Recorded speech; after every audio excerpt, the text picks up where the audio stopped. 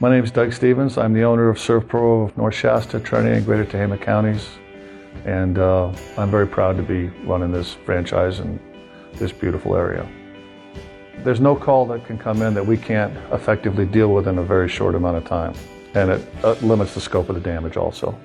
50% of all small businesses fail after an emergency situation, and that's usually because it wasn't handled quick enough and fast enough. I mean, your clients will go somewhere else if you can't take care of them. So if you can get in there and you can knock out a job and you can get them back in business before their clients have found somewhere else to go, you can keep a small business alive, which is basically a family's livelihood, or maybe it's quite a few families' livelihoods. We like the idea of being able to go out and help people and serve the community.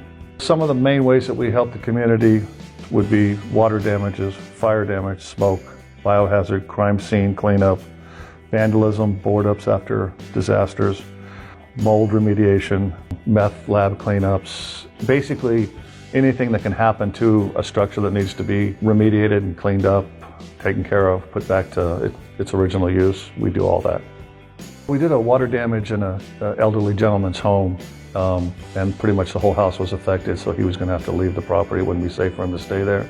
He explained to us, one of my crew members, when we brought him to the hotel, that he could only sleep in this chair. It was specifically made to keep him in a position where he could breathe.